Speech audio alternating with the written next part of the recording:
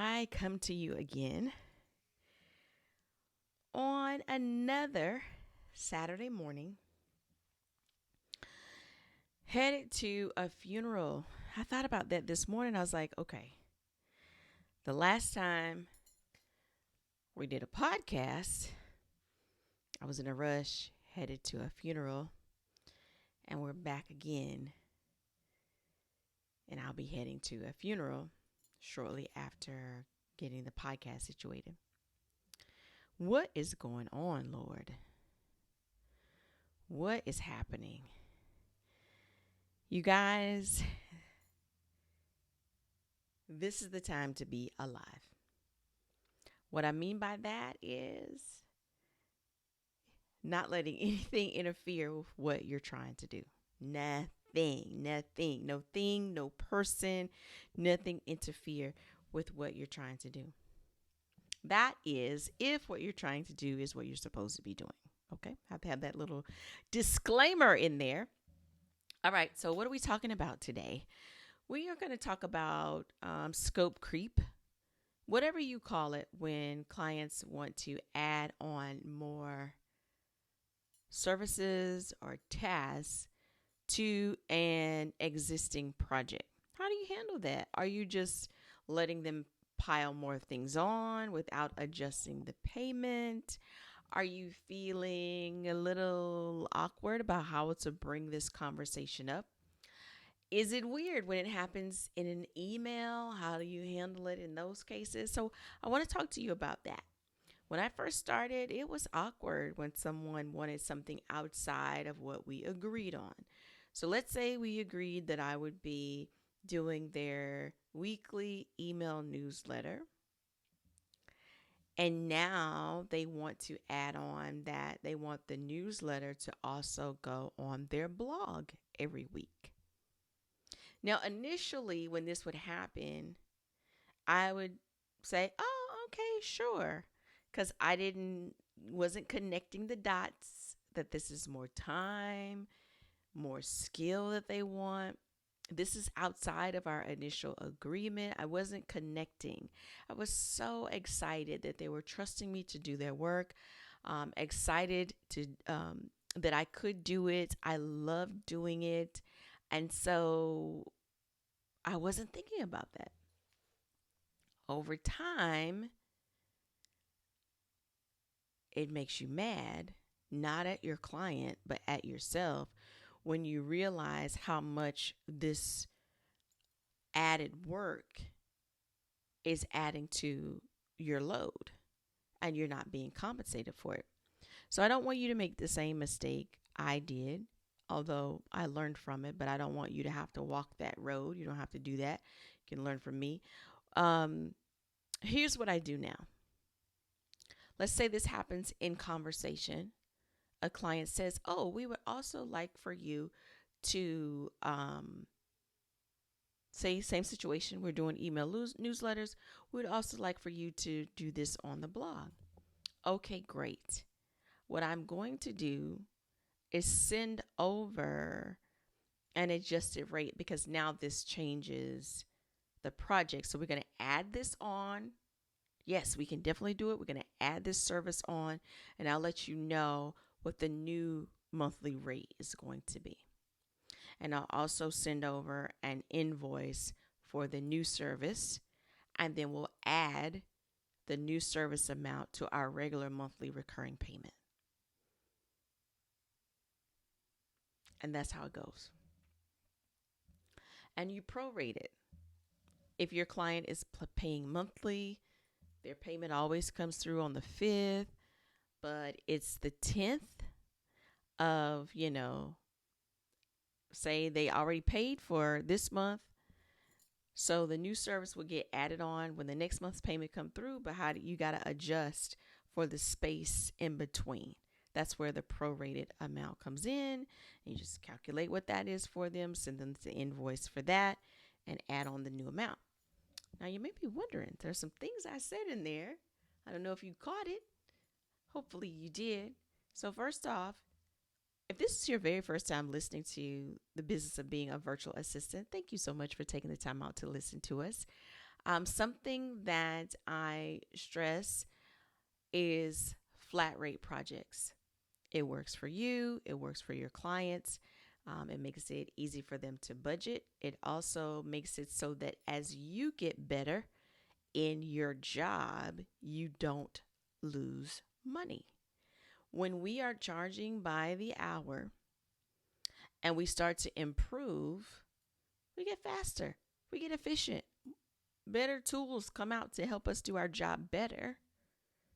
But if you're charging hourly, that means your pay is affected by that as well. So if it's a flat rate, then it doesn't matter. Also, on the front end of that, your clients aren't paying for you to learn and adjust. Because at the beginning, it usually takes more time than it does a year or two down the road. Now, this is not the end all be all for every single scenario that could come up in a virtual assistant business, but this is kind of the base. Again, like I say, it's so that when you get better, you're still compensated correctly, not based on how long it takes you to do something. So, the other thing is recurring payments. I love recurring payments because I don't have to think about sending out an invoice all the time. And the client expects it, it's already built in. You know that it's coming. It's like a membership, it's a subscription to your service. That's basically what it is. So we use Stripe to for our recurring payments. And I send clients a payment link. They pay with that payment link, and then it automatically sets up their subscription. Once they pay, they get their receipt, they get their invoice, they get all the things that they need for their records. And then you get what you need, and it's a go. And then behind the scenes in Stripe, you can add to that subscription when they add on services. It makes it so easy. When I first started doing recurring payments, I was doing it through I think like a actual membership software, and you couldn't adjust the payment. It would have to start over. I mean, it made it too complicated, and Stripe worked out beautifully. So anyway, look into getting that set up. And if you don't know how, I am a techie. So a lot of things I do are techie. And if you're like, what, Tiffany, you can do what on Stripe? If this is something that you would like for me to show you, let me know. You can send an email to Tiffany@tiffanyparson.com. Let me know that this is something that you would be interested in seeing. Especially if you're just setting up your Stripe, you don't have any payments left. This way, you're comfortable with me, and you and I hopping on Zoom, looking at it and working that out for you. Of course, there would be a fee for me to help you with that. But hey, you want to start offering recurring payments? Oh, game changer. And once you know how to do it, you know how to do it forever. So anyway, it will of course be recorded and all that good stuff. We'll talk about it. Just email me, Tiffany@tiffanyparson.com. So back to the topic at hand, that recurring payment. So if there's clients that you're working with every single month, if you have one-off clients, let's say it's one single project, maybe they want you to organize their Pinterest boards and get everything set up. They're going to take it from there after that. It's one single project.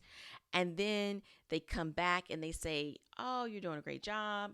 You're organizing my pins and all this good stuff. Can you research for me other Pinterest accounts that I want to follow? Now, that's a clear, blatant add-on service, but you might feel uncomfortable letting them know. But again, the key thing is, yes, that would be great. We can definitely do that for you. I'll send over what the amount is to add on that service to your project. Yeah. Even if they're not in front of you, same language in email. Talking to them on the phone, same language. Don't quote them a price right in the moment. Ask all the questions that you need to ask so you can fully understand exactly what they're wanting you to do. It's just like when you first started the project. You want to ask all the questions so that you are clear on what they want you to do, because that also affects what your rate is going to be. If you're so excited, like, oh, okay, great, Pinterest boards, okay, yeah, we can do it. Here's how much it is. Or you just tell them, I'm going to tell you, every single time I have ever quoted a price in the moment, it was always too low. And I would regret it every time. And so I started pulling back. This is why I don't tell people a price, because I need time to get out of the excitement and come down and think about, okay, what does this involve? And then send the amount and be comfortable with the amount that I sent. Remember from the last episode, if you haven't watched the last episode, I think 255, go back and watch that, because you're not responsible for how they respond. You're just responsible for what you can control on your end. So if you feel good about what your rate was and they come back and say, oh, we're going to have to hold off on adding that additional thing right now, it's all good. It's cool, because you weren't going to do it for cheaper, because you asked all the questions, you looked at it, you mapped it out, you know exactly what it was going to entail and involve. So start practicing that. Say it to yourself, type it out for yourself, type out a script that you can copy and paste every single time so you can send it and don't blink. Push send, get it out there, so that you're not doing work that you're not being paid for. And your client on the other end, they may not even realize it. They're not trying to scam you or get over or anything like that. They just want what they want done. You tell them how your business works. They can't tell you how your business works. You tell them. So they follow your lead, and you want to be a good leader in guiding them and directing them in the best way to handle these add on services. If you're in the midst of this right now, you're going to be frustrated. You're going to regret it. You're going to be resentful. You don't want that to happen. If you have already, stepped into that, I understand. I did the same thing. This is how we learn. This is how we grow. And this is how we ensure it doesn't happen again, because you will always remember what's going on right now. And you won't do it again. You will not do it again. Thanks so much for watching and listening to today's episode. I look forward to hearing from anyone that needs some help in getting set up their recurring payments using Stripe. You have a wonderful and fantastic day.